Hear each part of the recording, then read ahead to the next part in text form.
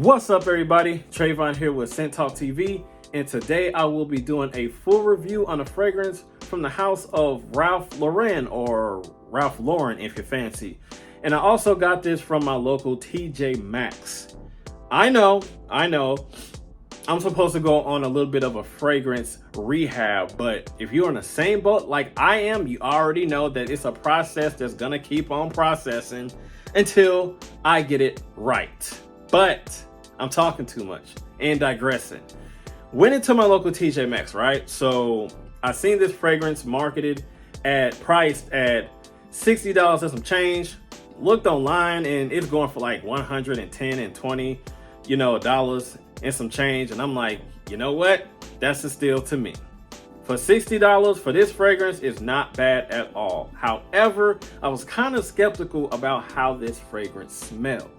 There was an Ulta next door to the TJ Maxx that I was at, so I decided to go and see if they had like a tester bottle or something like that of this fragrance, and they did. Sprayed it on myself, did a little testing here and there, walked around the store, asked ladies' opinions and stuff like that around the store, and I will get into the details in a minute, but I'm talking too much. Without further ado, ladies and gentlemen, let's jump into this review.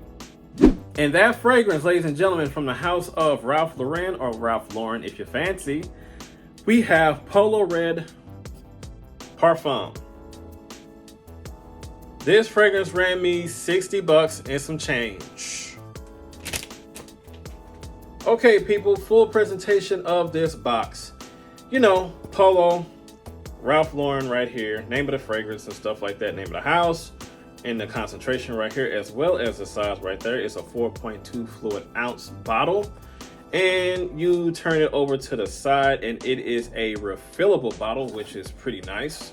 And you got some, let me see, just some instructions on how to untwist the cap and how to refill the bottle and stuff like that. Nothing too major. On the other side, you have the QR code right there. Then you got the ingredients and some information on the back, as well as a barcode right here. Got the batch code right here. The batch code is 38X400J, if that matters to any of you out there. As well as on the top, you got the initials of the fragrance house, as well as the concentration. Also, inside this little flap right there, you got the QR code as well, with the logo inside of it. Ladies and gentlemen, here is the bottle. You have the side, the concentration, not the side, the concentration, as well as the little logo right there on the front. At the collar of this fragrance, you have Ralph Lauren, or Ralph Lauren if you fancy, around the collar of the atomizer right here. On top of the cap right here, you have the initials right here as well. And then you take the cap off. Let's see, you have nothing inside of the cap. You have the initials on top of the atomizer right there. No leakage around the collar, so that's a beautiful sign. And you have, at the sticker at the bottom, you have the batch code, and it's very, very small print of the size and concentration. So let's test out the atomizer and see how good it is. Very nice. Now that that is out of the way, what do I get out of this fragrance initially? This fragrance is beautiful. It opens up real beautiful with that dark, sweet, just succulent, crowd-pleasing, captivating, reel you in type of a blood orange that's dark and sweet and amazingly well put. It opens up, the good news is it opens up like similarly, if not the same as the previous variations of this particular line, but it's also a drawback, and I will get to that in a minute, which is the disappointing part. But let's get into the notes. In the top, you got some blood orange, bergamot, and the pink pepper. That's one of my favorite parts of this fragrance, is that blood orange. The blood orange is dark, sweet, and amazingly well put. Fused with that bergamot, with the bergamot giving it a little bit more fruitiness, but added a little bit of a tartness as well with that blood orange, and the pink pepper adds a little bit of a herbaceous culinary type of a green spice on top of that, which makes the opening of this fragrance beautiful as can be. But once you transition to the mid notes though, you get some absinthe or sith. Ugh, my tongue is getting twisted. Absinthe. There you go. Absinthe, lavender, and orris. Man, I cannot talk tonight. Absinthe is like somewhat of a gin and tonic, like light boozy type of accord that, you know, transitions into, you know, from into the mid and like infuses itself very well with that blood orange.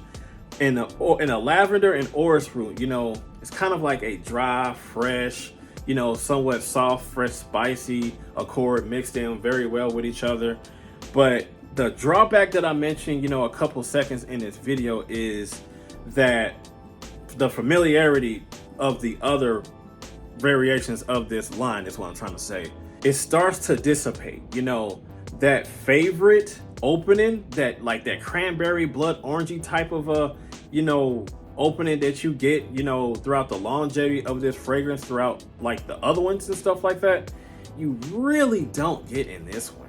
It's like, it's short-lived, you know. It's at least that blood orange, you know, in the opening gives you a strong familiarity to the other ones, but as it dries down on your skin, it kind of dissipates into something a little bit more original, which is the disappointing part to most of you and to me as well. But at the same time, it really makes up for it because it doesn't really smell bad as it dries down on your skin. It's just a letdown because I was really gearing towards like something that was a little bit more familiar yet different, like to the other ones, but it went into a whole direction on its own, slightly at least. In the base, you have some musk, cedarwood, and opoponax. That's where it really changes, is that musk and that cedar and that opoponax. It gets a little bit balsamic and soft sweetness with that opoponax. A little bit of like a dry, dusty almalic touch when it comes to that musk and a soft woodiness with that cedarwood. Overall though, you just get this, you know, this fruity, dry, dusty almalic touch to this fragrance, which is familiar to the other variations of this line for the first couple of minutes, and then it just goes into something that's, you know, completely different. Not disappointing, but different. All right, ladies and gentlemen, the performance. The performance was average. You know, I got a solid good 6 to 7 hours by me overspraying, that is. So I'm assuming if you were to draw the sprays back, you know, you probably get a lot less. But as far as the projection was, you know, good an hour, maybe between like an hour to an hour and a half. Then it's set closer to the skin after, like, I would say the 2 to 3 hour mark. You get a nice little sillage, but it's not that much of a beast. It's not that loud or anything like that. It's kind of like an intimate type of a projection, but you're still able to pick it up. So if you're thinking this is a beast, I hate to disappoint you, but you're probably not going to get like a beastly performance if you overspray, that is. But for what this fragrance is and the amount of money that I spent for this fragrance, it's cool to me. So my final thoughts on this fragrance.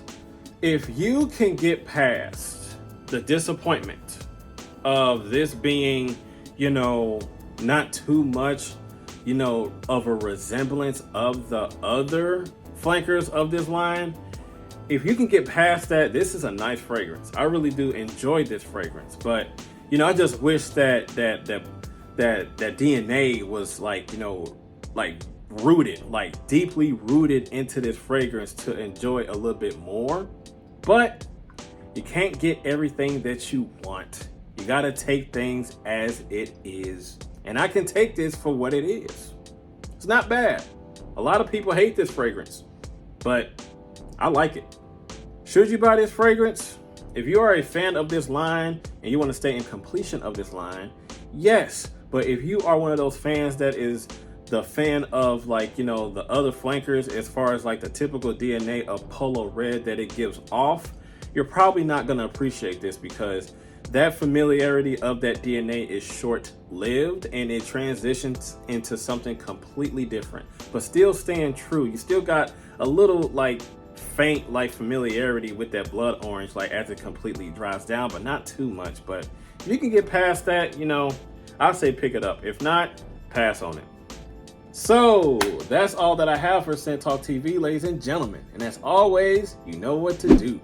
You gotta like, comment, share, and subscribe, and make sure you hit that notification bell so you don't miss anything. And I will see you guys in the next video. Be safe out there and be blessed. And have a good one. I'm out of here.